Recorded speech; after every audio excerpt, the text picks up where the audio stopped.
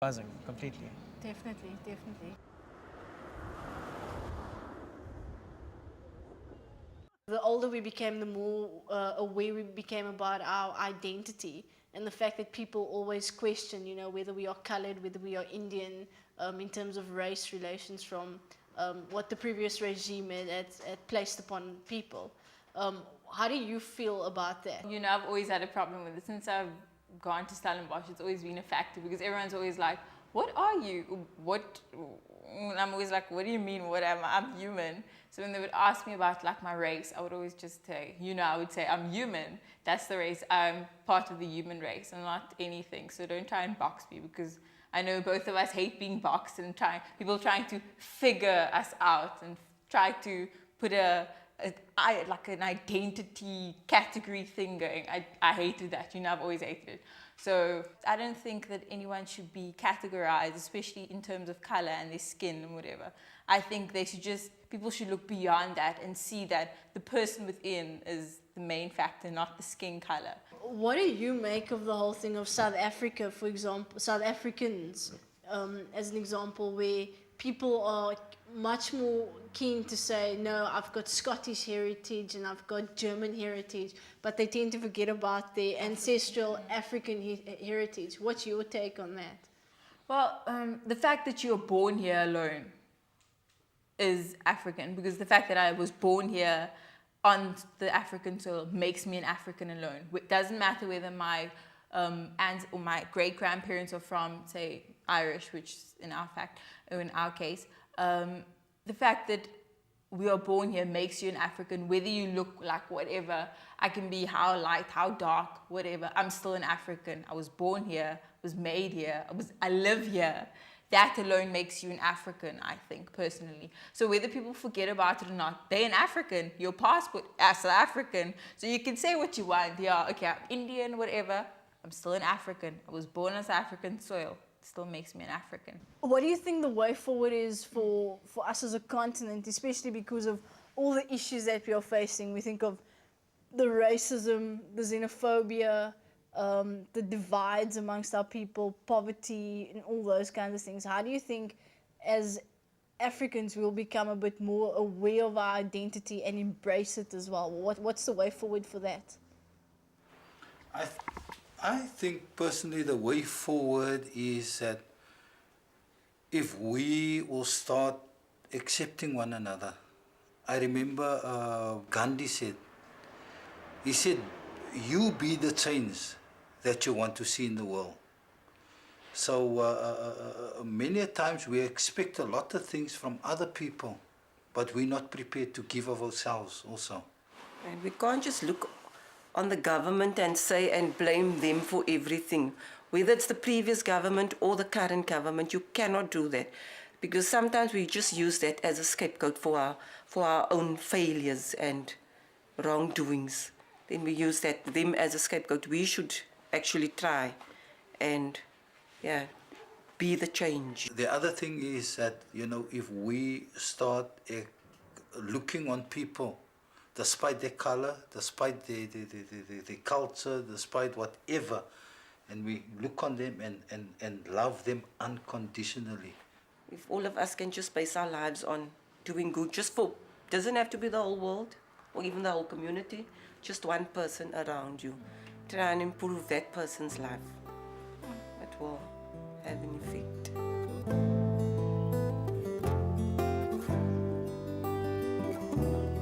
I think for me, as an African, where race is such a big thing still on this continent and in the country, I think what we should do is just try to be bridge builders, to do things that unite the nation and not things that divide the nation. And I think through that, you build relationships with people, you build friendships, and then you're able to change their hearts, and thereafter you change their minds.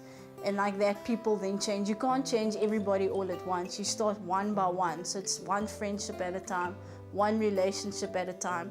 And from there, it's kind of like a pay-it-forward scheme, because what people then learn, they take forward, they tell other people. But I must admit, it is going to take a long time. So just be a bridge builder and be willing to learn as much as possible, and also at the same time be willing to give as much as possible input into the lives of others.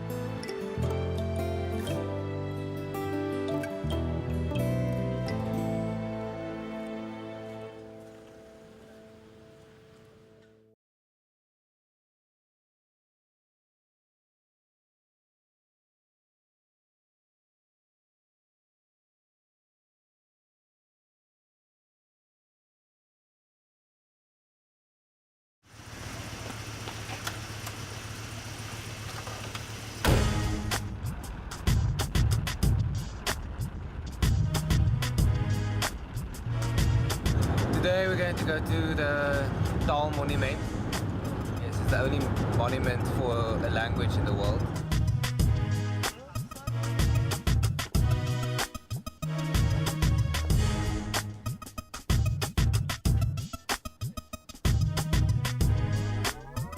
Die monument is tydens die soos heyday van apartheid opgerig om die Afrikaanse taal te vier.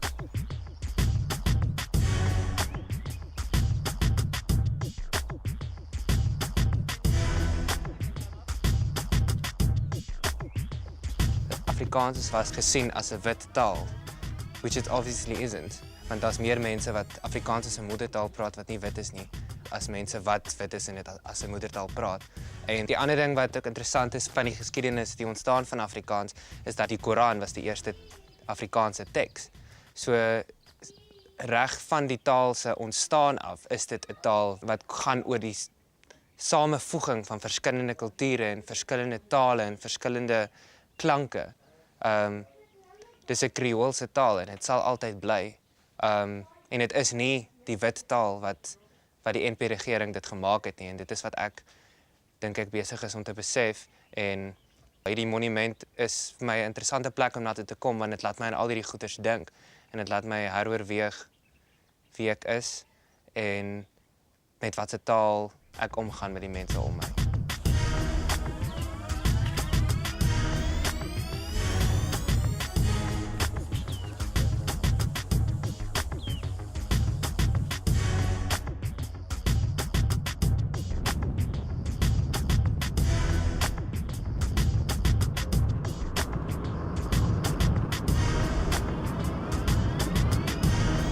My parents grew up in a time where they got propaganda from the television, from newspapers, from their parents, from everyone around them. I mean, they were actually very isolated because they lived in these white islands that were completely like, you know, I guess that excluded most of South Africa. Waar ek met anderskleurige mense te doen gehad het, was op die plaas, waar plaaswerkers was, by my oupa hulle. En volgens my het hulle die plaaswerkers baie goed behandel. Ja. En met mense wat by ons in die huis gewerk het en in die tuin gewerk het, en my oupa en ouma het hulle baie goed behandel. Ek het nie daaroor gedink dat dit anderste is nie, dit is hoe dit was. Yeah. My mother also told me the other day, like, she only heard about the Soweto uprisings. She was 16 years old when that happened in 76, and she only heard about that like into her 20s. She heard, oh, there was this thing, you know, and that's something that's so weird to me, you know, because I feel, you know, that I would have like known about that immediately, you know, and would have tried to do something about it and so on. But the thing is that that information was kept from them. Ek kan maar onthou, ek meen, is daar 'n spesifieke gebeurtenis of iets wat maar begin besef het, maar iets is anders in hierdie land. Iets weird in die land. Ek meen dat maar bewus geraak het van apartheid. Ek dink dis eers in my hoërskooljare wat ek het baie gelees. Ja. Wat ek Andre P. Brink se boeke begin lees het en waar hy oor die kleurgeïdentiseerd skryf. Ja. En wat ek skielik besef het, maar hierdie twee mense is lief vir mekaar, maar hulle mag nie vir mekaar lief wees nie.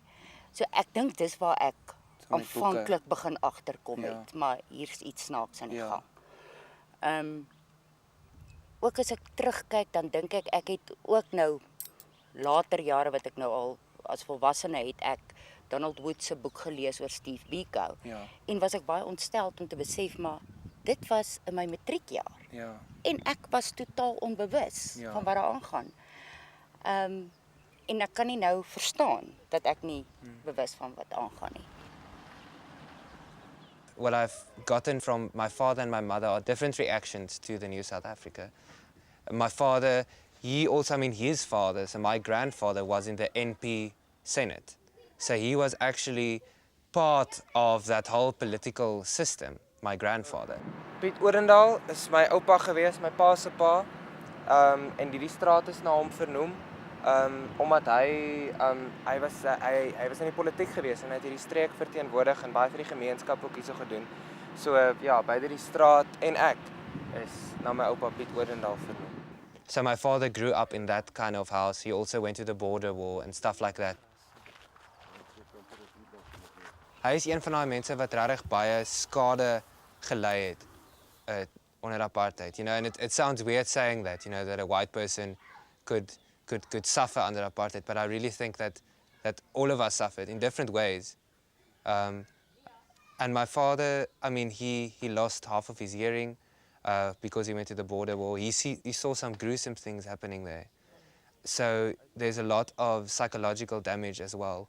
En daarmee saam ook net daardie oorgang en skielik het alles wat almal vir hom gesê het sy hele lewe lank van hoe werk dit in die land, hoe om ander mense te hanteer, watse mense jy vriende mee mag wees, watse mense jy nie vriende mee mag wees nie. Al daai goeters het skielik verander. Jy weet, en hy is nou in 'n wêreld wat heeltemal anders is as die wêreld waarin hy geleef het toe hy so oud is soos ek. Initially I was just very angry and I couldn't understand like how my father could use certain words, you know, to describe other people, how he could make fun of our president on TV, you know, stuff like that. And later I learned to realize that this is not something that I can solely blame on my father. You know, it is something that has to be blamed on the system that was in place. Die verlede, gooi dit af, dit is verby. Ons kan niks meer daaraan doen nie. Ja, maar het seker goed gebeur, maar dit het gebeur. Ons kan dit nie wegwens nie. Ja. Maar kom ons kyk wat kan ons nou vorentoe doen.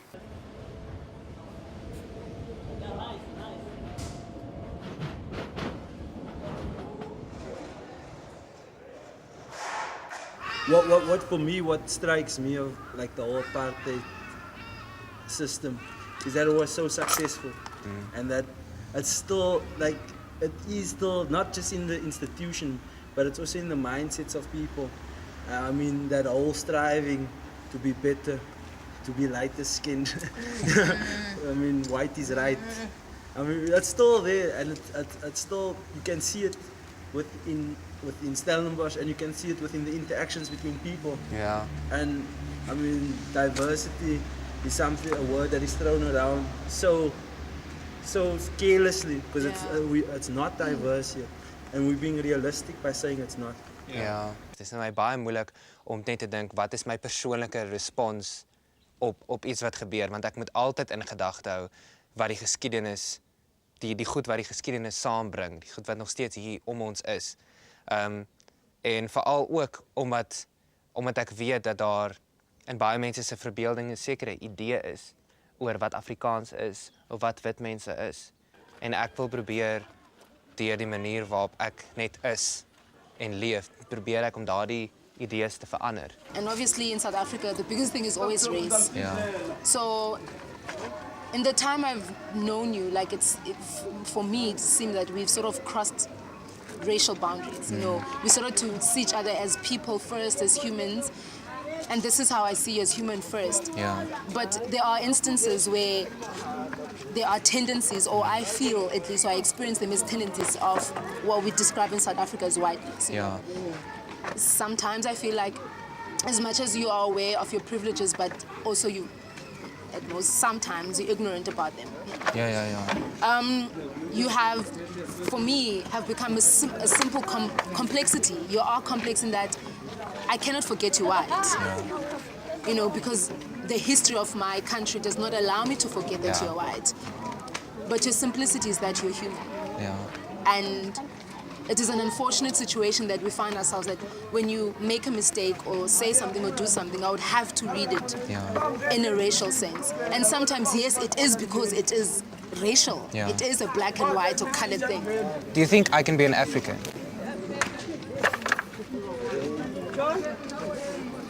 Well, it depends, you know, how we describe African. So how would you describe that?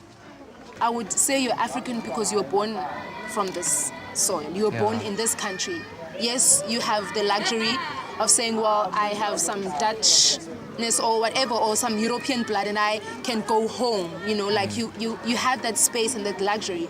So it's quite difficult to say, like, would I describe you as an African, you know, an Afrikaner African? But what is the history of Afrikaner and people who were here, the indigenous people of Africa, you know, like, so the question I would always like, do you consider yourself an African? And why would you consider yourself an African in the first place? It's interesting for me that's this idea that you said that, you know, I have a privilege to go back home, you know, but for me, Europe is a foreign place.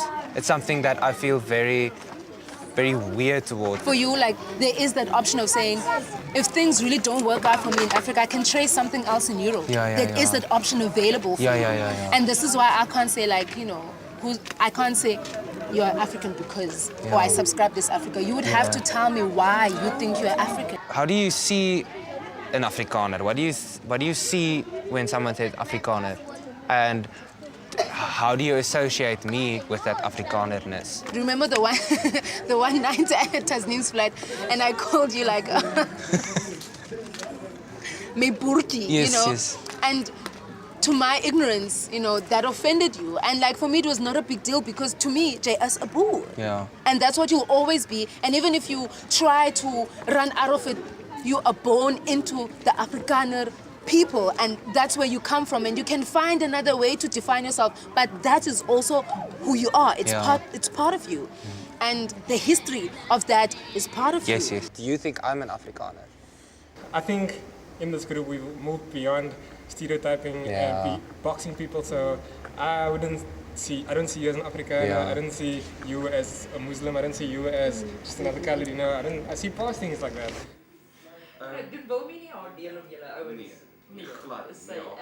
Daar's nog twee goeders waaroor ek wil praat.